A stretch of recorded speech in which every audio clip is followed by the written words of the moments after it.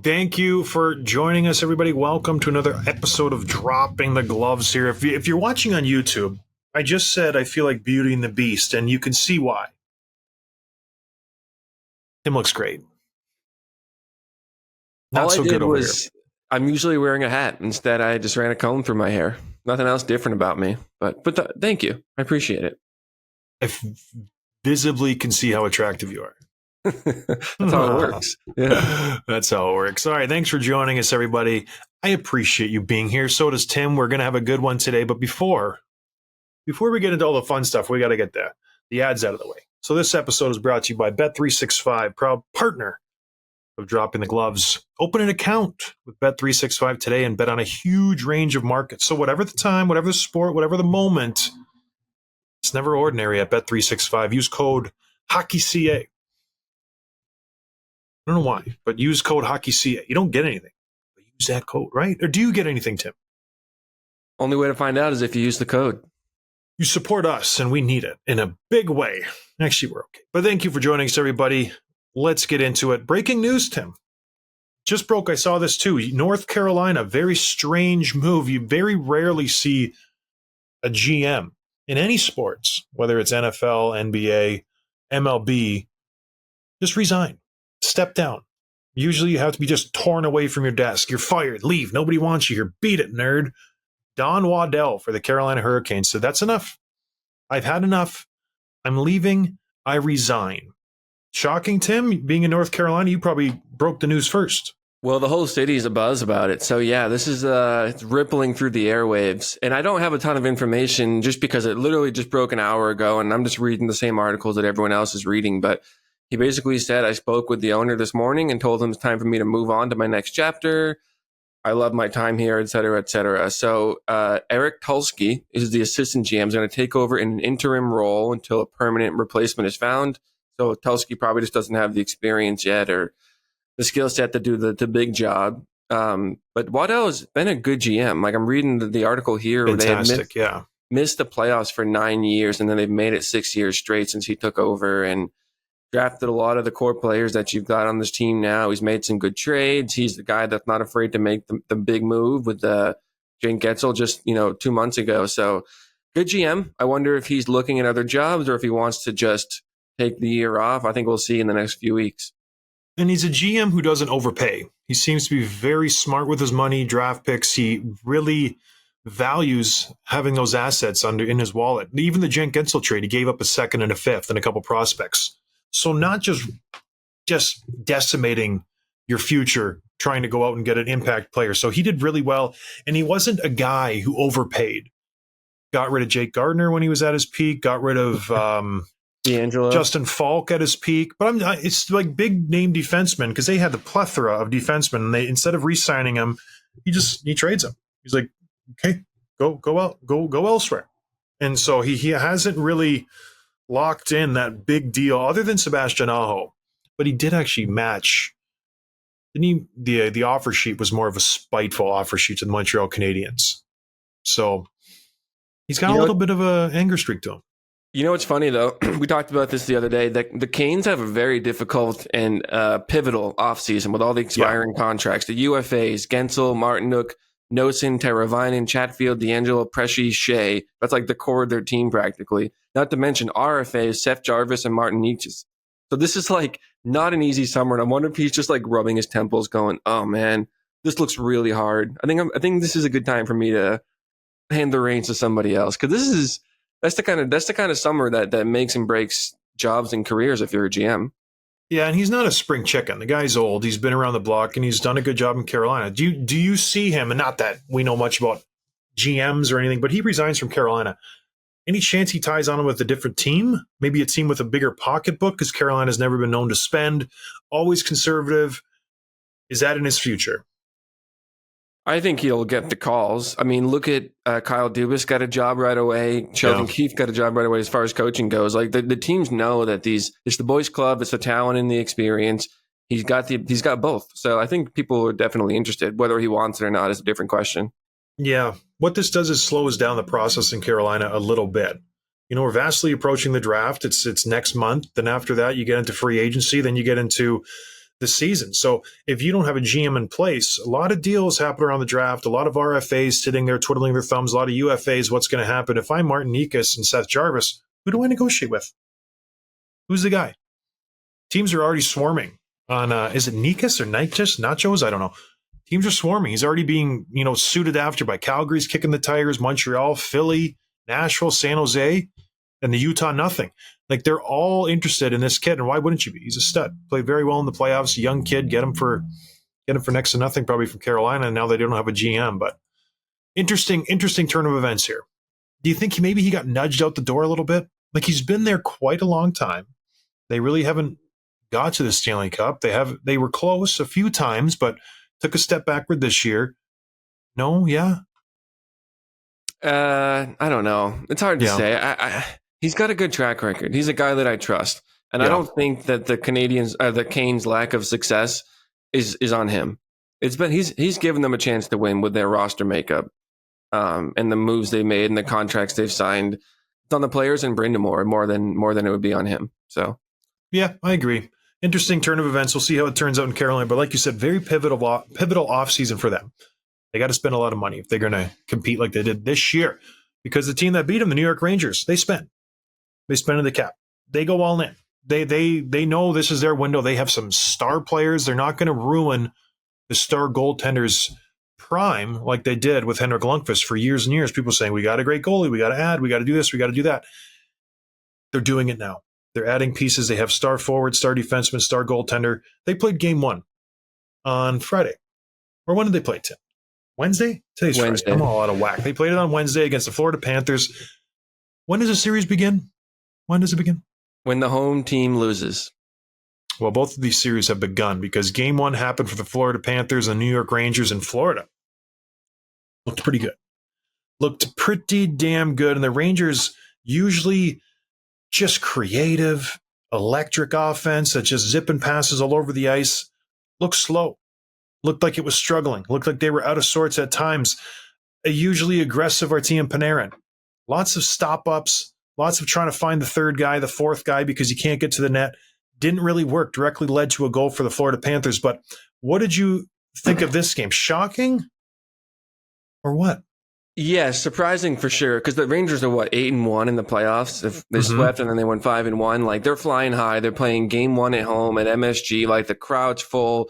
They're feeling good. They're feeling cocky. And Florida just punched them in the nose from the first shift and didn't let up. I mean, they suffocated the Rangers. Very high intensity. The forecheck was relentless. They were forcing turnovers. They were very tough to get through in the neutral zone. They were clearing their own zone quickly, not letting Rangers getting anything sustained going.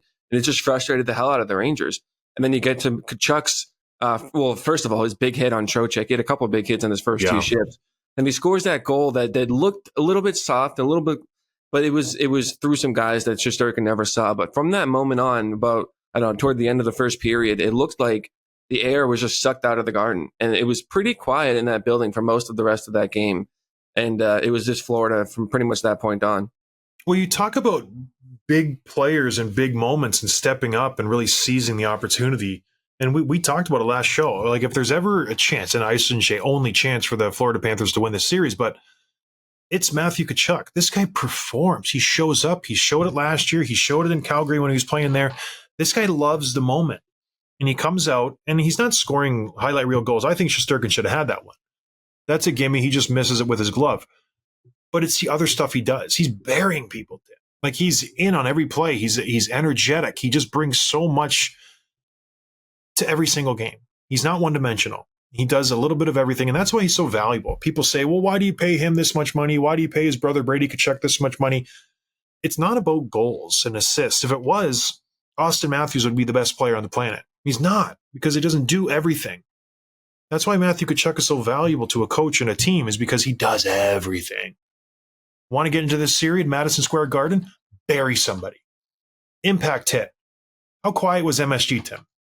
It was very quiet. And it's funny, I think I said on Wednesday's show, Tkachuk was relatively quiet for him. You know, he's still very much an impact player, drawing penalties, getting his points, but not the same way that we saw earlier last playoffs. But this game, if it's any indication of how he plays the rest of the way, and he is a guy that wants the big stage, he wants the bright lights, he gets better as the playoffs go on, and he showed that on Wednesday night. And I expect we'll see that again from him in game 2. Yeah, the Rangers should have better, but lo and behold, there was, as we've seen throughout this playoffs, if I want to critique the referees for one thing, the goaltender interference penalties that have been called this postseason, I should say, it leaves a lot to be desired. Not consistent. You never know how it's going to go. A call gets disallowed on the ice. It goes up to Toronto and up into the atmosphere. No one knows where it goes. You have no clue which way it's going to go because we've seen goals throughout this playoffs. The Bruins, Swayman, crazy upset Sam Bennett right on his doorstep. We've seen that go so many different ways this offseason, and it happened again. Matthew Tkachuk gets the first goal. They're pressuring the New York Rangers. My buddy, Oliver Ekman-Larsson, gets the puck at the point, throws it at the net, in the net. Lo and behold, no. Ryan Lomberg got nudged. He got encouraged into Igor Shesterkin, and you don't have to encourage Lomberg much. And so he went with it. He takes him out of the play. No goal. They went to the situation room. No goal. Does it annoy you, Tim, as a Bruins fan, to see that called no goal? Because it's very similar to the Bennett-Swayman situation. Almost less contact. And that one was called no goal. Bennett, more contact, called the good goal. Yeah, they even said it on the broadcast. Like, if you're a Bruins fan, you're watching this very closely because Charlie Coyle was just shoved from behind into his own goalie by Bennett. I think the way they explained it was that Lomberg was in the crease already, then he was hit. And I guess, like, maybe that's fine. But it is like, you should be able to look at a play, and we should all agree whether it's a goal or no goal. And there's just no way to know. Like, even the broadcasters and the Bruins won in this one, they're like, oh, we're surprised by that. And they bring in, was it Dave Jackson, the referee on the broadcast that they have, the retired guy, and he's just like, he's wrong half the time too. Or he just talks and fills the air until the ruling comes through, right? And then he's like, and here's why. It's like, we should know. The retired ref should know. So it is a little frustrating, but didn't end up really mattering in this game.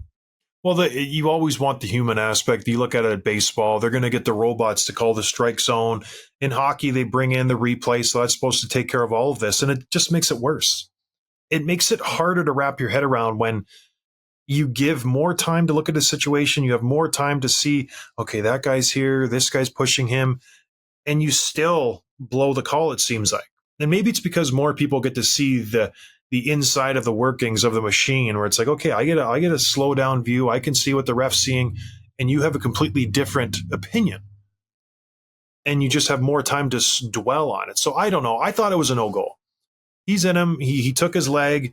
Shesterkin was out of position because of Lomberg. But again, you go back to the Bruins game. That could have easily been a no-goal. And that changes just the whole complexity, the whole turnout of the series. Maybe the Bruins make the second round, or third round, excuse me. And, this is a moot point. But it's just very funny. Moving on. Bigger story. Sergei Bobrovsky playing well, the defense playing well, or the Rangers just not scoring, other than Lafreniere on his own net. Yeah, well, the Rangers had multiple breakaways on this, and it wasn't like their typical guys, because one of them was Schneider, the defenseman. The other one, I forget who it was, Cooley maybe.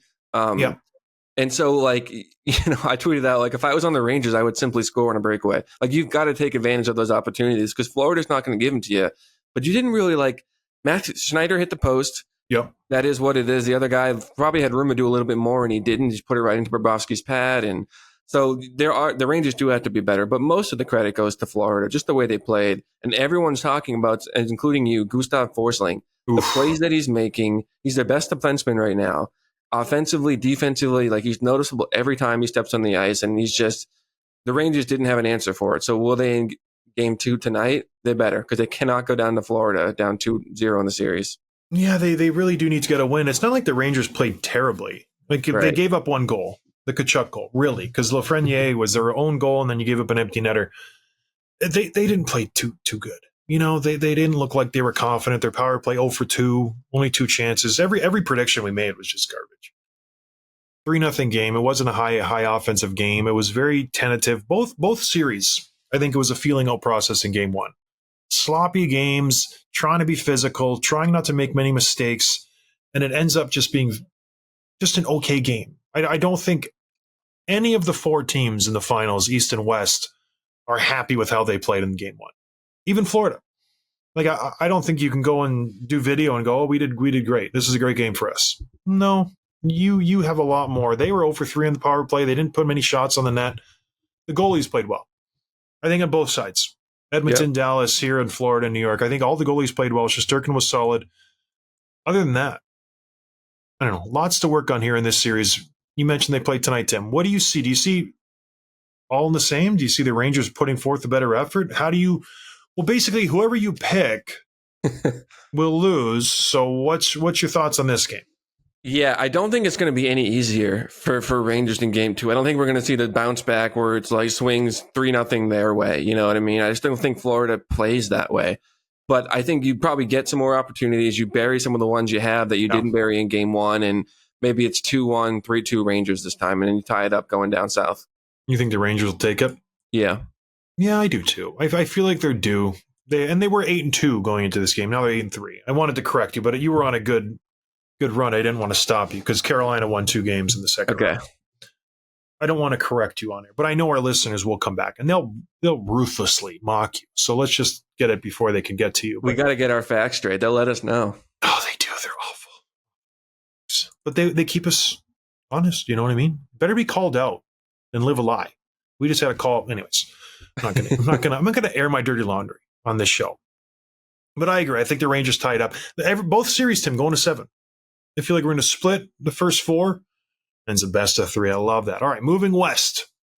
Edmonton, Dallas. This is a late night for the big guy. There's a reason my hat's backward. There's a reason I look like the Beast, disheveled.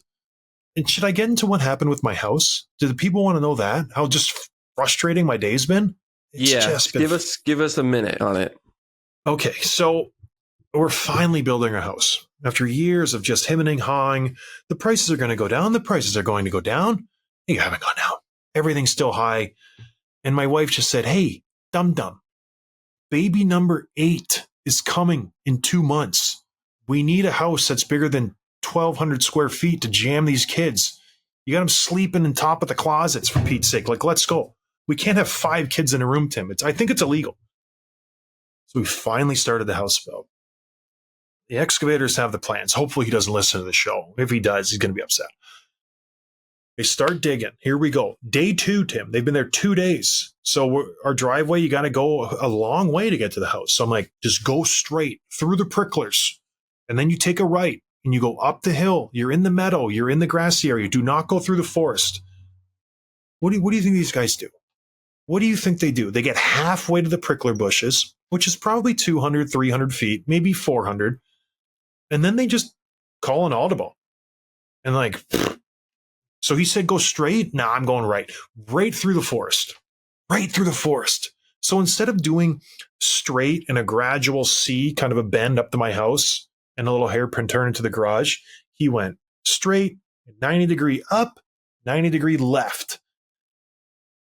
And I'm like, what are we doing here? So I saw it last night and I'm just frustrated. Took a 20 to 35 foot just buzzsaw through the forest. Just scorched earth down to the dirt, Tim. And I'm just like, well, you can't like just undo this. You can't just replace the trees and the ground coverage and everything that makes it just beautiful. I'm a forest guy. I like that. See, Tim, you're like a high-rise guy. You don't like nature. Come on. This is appealing to some people, and he just killed it. And so I don't know what we're going to do. I went there today, and we tried to figure it out, but I'm just like, you guys, come on. You got to be killing me. Dang sure when you're doing something like that. You have to be absolutely positive. I'm driving a bulldozer. You can't replant a tree that's been there for 50 years. Can't do it. I got firewood, though. I guess there's a silver lining. I got some firewood. But it was just a frustrating morning, so I was dealing with that. And then we have a house up in Northport. I had to go mow the grass. 3 feet high grass. How many passes do you think it takes to mow a lawn that's 3 feet high? 3. Are you collecting the grass on that, or are you just shredding it up? Oh, shredding up. The renters show up today at 4 o'clock. There's going to be grass clippings. I hope they don't have kids, because they're going to come back with just pockets full of grass. But it's been a morning. So, and I was watching hockey. So I had to deal with all that after that. And so the Edmonton Oilers Dallas Stars kicked off their series last night, went to double overtime, just barely. Itty bitty bitty double overtime, 32 seconds into the double overtime, Connor McDavid scored. He listens to me. He said, you need to score more. And he took it to heart, and he scored, Tim. The 4 periods before that, pretty garbage hockey. From my perspective, I am a hockey podcaster. I played professional for 10 years. If I have 4 teams left in the playoffs, I expect the best. I expect just fast, crisp, explosion. Let's go. It was sloppy. It was not connected. It was 2 teams that just didn't want to make a mistake. And because you don't want to make a mistake, you make so many mistakes. If you play with the fear in your mind, don't mess it up, don't mess it up, don't mess it up, you're going to mess it up. And so that's what happened in my eyes for the first 4 periods. Nothing crisp, no good goals. With 2 teams with the amount of talent out there, you think there would be some highlight reel plays, some passes, some power plays, some really solid plays. The best play I saw was Jake Oettinger's save. What was it, in the first overtime, I believe, or maybe third period? Incredible save on, who was it? He got his toe on it. Yeah, it was a Holloway, I think. Caught someone flat-footed and was just a beautiful save. Other than that, both of Edmonton goals were gifts. The Dallas goal, first one was a gift for sure. The second goal was a scramble by Sagan. What did you think of this game? Did you like it? I mean, I actually did, and here's why. Because if you're Edmonton, you think of let me preface this. If we're not Edmonton fans that don't watch them every single night, we think, okay, in order for them to win, they need points from the big guys. They're scoring beautiful goals. They're scoring on the power play, and they're trying to win by 3-4 goals. They're trying to score 4 or 5 in order to win the game, because who knows how many Skinner's going to let up. This is a game that they won. It was tight. It was close. They're scoring on the rebound. They're getting in the dirty areas. They're not there was nothing pretty about any of these goals on either side. And I feel like if you're Edmonton, you're encouraged by that, to win a game like that, because usually those types of games don't go their way. Yeah. And I know these playoffs have been a little bit different because they've beaten teams many different ways, including LA. Even though they only went 5 games, they weren't all easy, right? And so I think you're encouraged by that, and you're equally discouraged by that if you're Dallas, because that's a game that you want to play. That's a game that you want to play. And there were a couple of instances like the Hyman goal where Tanev is just shaking his head. He should have taken him out of that play. And him or Lindell, both of them directly caused 2 goals. So, yeah. And even the one where McDavid should have scored in the first overtime, which we'll talk about, I'm assuming. But Tanev should, he got beat on that one too. And so that's a game. I don't think we'll see that again from those guys. But let's talk about the goals they did score. Yeah, let's just talk about the Edmonton goals, because the first one I think is a gift. McDavid just falls on his keister behind the net, and it manages to find its way over to Leon Draisaitl backdoor, and he buries an empty net goal. How many times has he scored that goal this playoffs? That's his office right there. Every single game. It just reminds me of Brett Hull back in the day, where he would just not move from the dot, and the puck would find him. Alex Ovechkin in his prime. He would not move from that spot, and the puck would find him. Draisaitl has tattooed himself in that spot this playoffs, and he scored like 8 to 10 goals. He's got a 13-game point streak. He's playing fantastic hockey. And then the second goal, another gift. Another absolute gift from the Dallas Stars. You mentioned Tanev and Lindell just get crossed up, not playing really good hockey, and it's just Hyman. All of a sudden finds himself alone in front of the net. And I think Oettinger went for the poke check. He should have maybe just held his ground, slips between his net. So the Edmonton Oilers get gifted a 2-0 lead. They didn't really do anything to earn it because they were playing bad in the first period. They come out 2-0 looking pretty damn good, Tim. And then the Dallas gets gifted a goal too on a turnover by Kulak. He can't figure it out in front of the net. He just, if you're in front of the net, listen up, Brett Kulak. It's game 1 of the Western Conference Finals. If you're in front of the net and the puck is at your feet and you have a guy on your hip, knock his ass down, right? Sagan took 1, 2, 3, 4, 5 whacks at the puck, and Kulak's just like, where's the puck? Where's the puck? He's like completely oblivious to the situation. Skinner's nowhere to be found. He was playing Jamie Benn. Knock his ass down, my man. Come on. Don't play the puck in that situation. I was just thinking the same thing. I'm glad you said that. And don't forget, Kulak also created the turnover that built that opportunity. But yeah, if you're like, most of our listeners have played, high school, youth, whatever, college. If you make that play, if you're Kulak and you don't clear the man, and he scores, and it's like a loose puck at your feet, you got to just push him out of there, right? Like, it's one-on-one battle. You go back to the bench, your coach is saying one thing. You take the body next time. You take him out of that play. He didn't do it.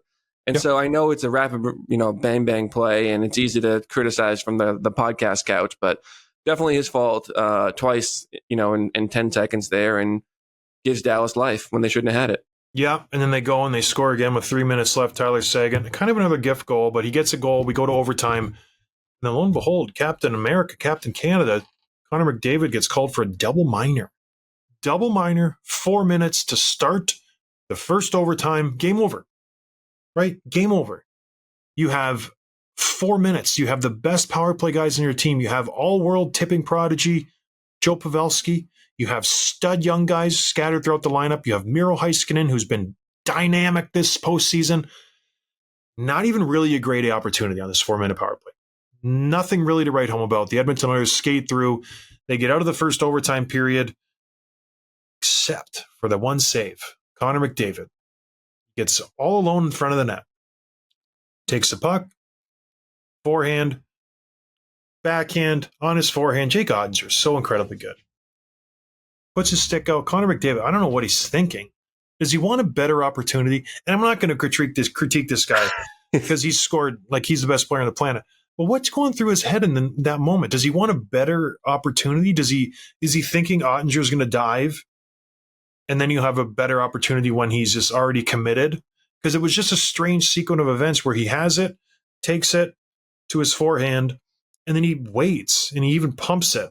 And then Oettinger has time to come over and, take time and space away and puts his stick right on his stick. And he just gets not an easy save, but he makes a nice stick save. And McDavid just, what did your goal score, Tim? What did you think of that? And Tanev's stick comes in too. He has time. Yeah.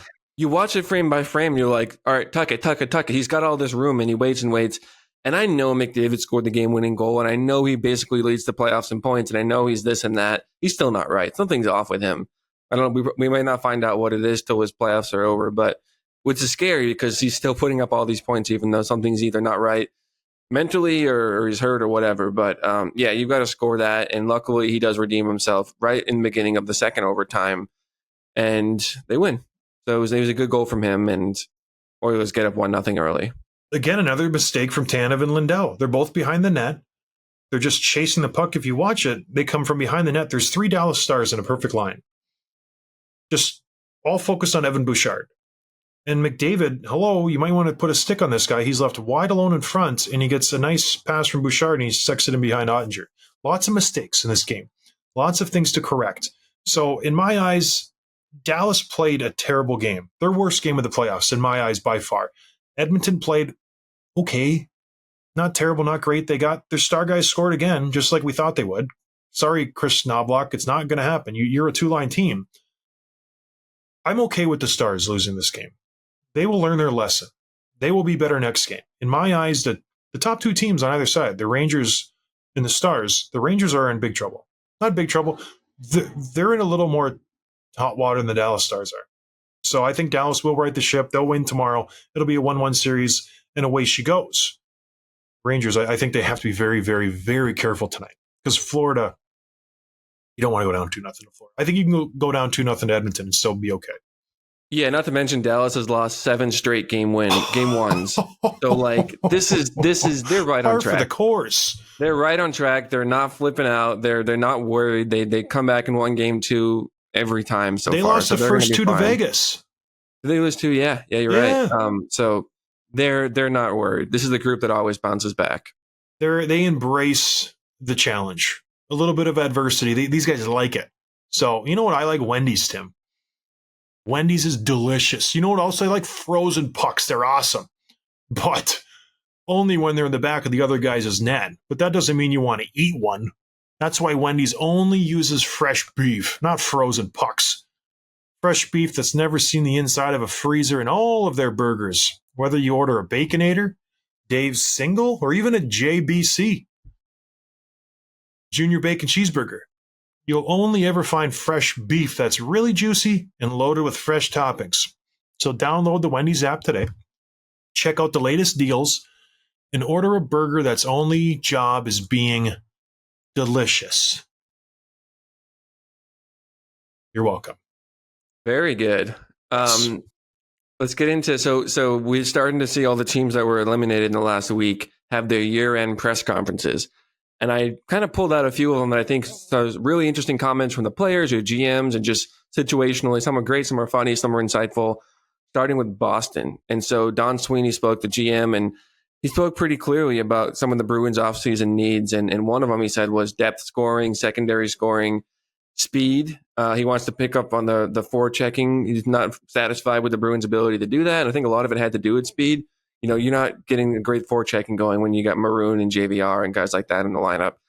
And he also was asked about DeBrusk, and he said negotiations are a two-way street. He said they took an aggressive approach with him. This was reported by Ty Anderson, who's one of the Bruins guys, and he clarified. Someone said, "Are taking or took?" And he said took, which means I don't think they're at a little bit of an impasse. And I think, you know, DeBrusk is looking for who knows what, you know, maybe $6 million over 6 years or something. And let that guy walk. I know, and I want him back for the right deal, because he is a guy that shows up in the playoffs. He's also like the known commodity. You know what I mean? Like, you know what you're getting from him, as frustrating as it is. You want more. At least you know what it is.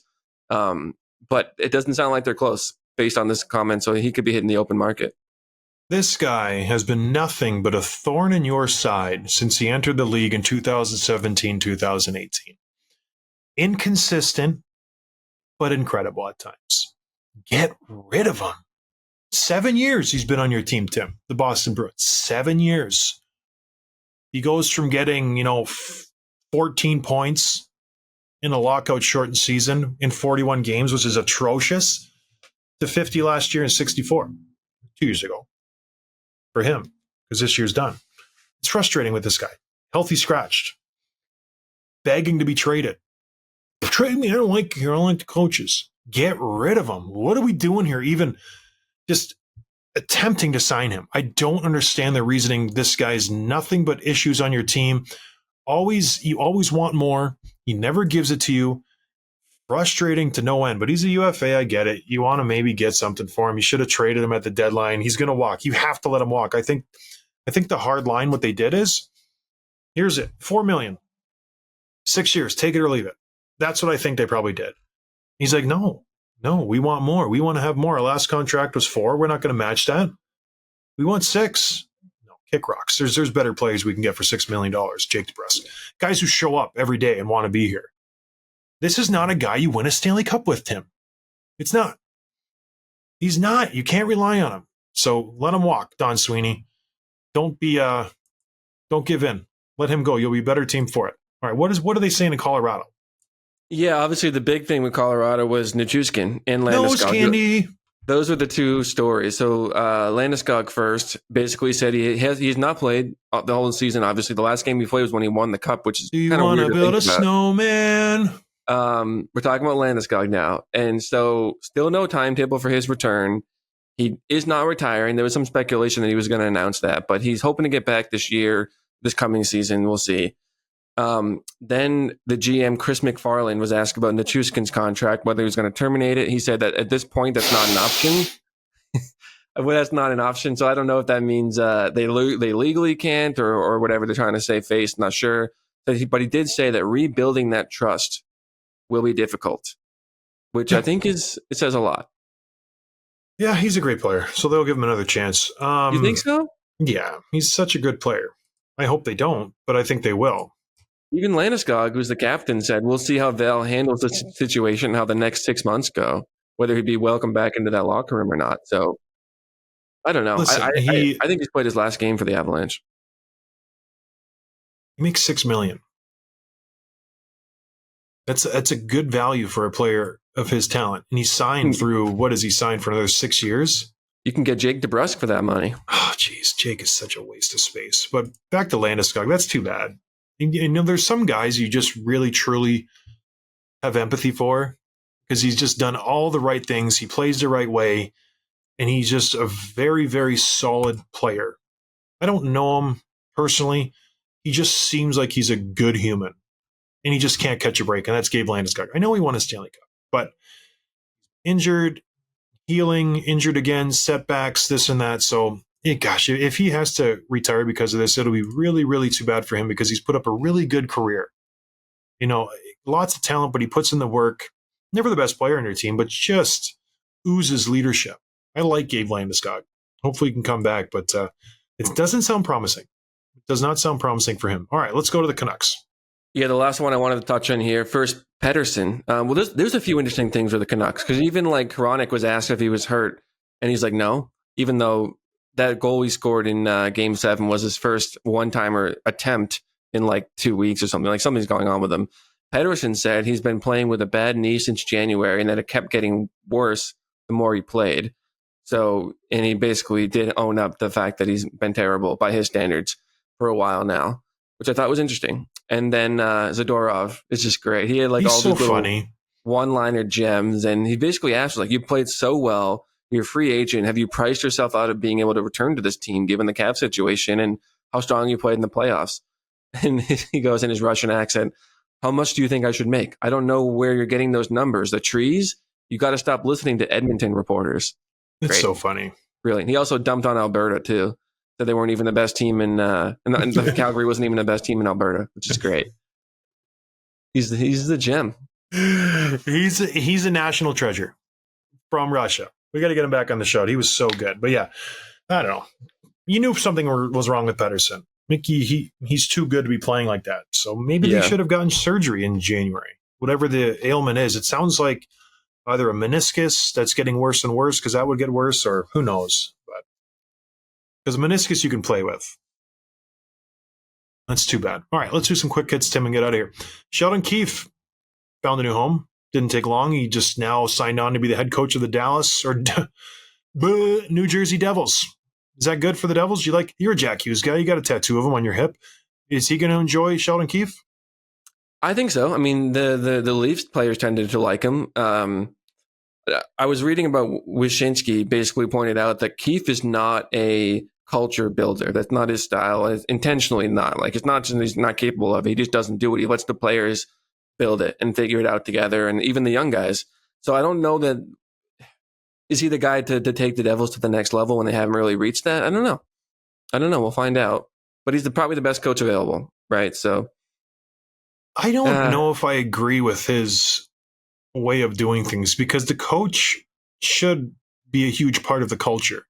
Right. You maintain the culture because you're the coach, so you should have a say in how it works and how it runs. I'm looking at this roster now for the Devils. It's like, who's driving the ship here? Is it their captain, Hershiser? I don't think so. Is it Palat? He's won a Stanley Cup in Tampa Bay. Who sets the bar on this team? You know, who's the sheriff if things go astray or askew? Who's going to right the ship? Every team should have 2 to 3 or 4 guys on a leadership group to say, this is how this is how we play. This is how we are. This is our culture. It's not Timo Meier. I don't think it's Jack Hughes. It's not Jesper Bratt. These are their high-profile guys. So I disagree with Keefe when he says he lets the players, dictate the culture and the locker room and how things run. Maybe it's Dougie. I think it's Jack. Oh, Tim, of course you do. Oh, classic. You got his tattoo on his forehead. You think Jack Hughes, based on what you've seen, off camera, on camera, off ice, his personality, is the guy that you want to call people out, to lead just the locker room? You think that's the player that you want? He's incredible on the ice. I'm not saying that. Yeah. But going back to when he first came into the league, everything was all about how well-spoken he was, how much of a leader he was, how much of an adult he was at a young age. And I think he's got the maturity. I think he's got the confidence and swagger. We know he has those things. Yes. And I think he's got the respect of his teammates. I don't know that he's speak up and lead by, dictating to other guys what he wants them to do. Maybe he's an example guy, but I think he's capable. And he's still only, 21, 22? 23. Like I like him for that role.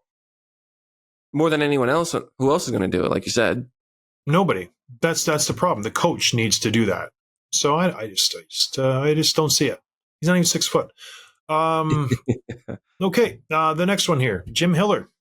Intern tag ripped off. He is now the head coach of the LA Kings. Seems like an easy choice. He came in, did okay. Did terrible in the playoffs. They lost 4-1 to the Edmonton Oilers. So really, really not excelling in the playoffs. So it was a little strange. I think maybe they kicked the tires on a few other coaches. not a lot of takers, and they have named him the head coach of the LA Kings. So good for Jim Hiller. It's a very easy, soft decision. You're not really going out on a limb. All right. Speaking of coaches, Vancouver's Rick Tocchet, coach of the year. Good for him. He did a hell of a job. He really did. Good coach. It's amazing when you just tell the truth and you put the best players out there, hold them accountable. It's a novel idea. Good for Rick Tocchet. I think he deserved it. Anything else, Tim? No, that's it. That's it. Long weekend coming up for the U.S. Yes, happy Memorial Day. Well, we might squeak in a show on Monday. Let's see. We got to talk. But yeah, watch some hockey tonight. Very good. A couple game twos tonight, tomorrow night. We'll check in on Monday. And I know you guys want to know what we thought. So we'll talk to you on Monday. Cheers. Thanks for listening to Dropping the Gloves with John Scott, a member of the Nation Network of Podcasts. Subscribe wherever you get your podcasts from to never miss an episode.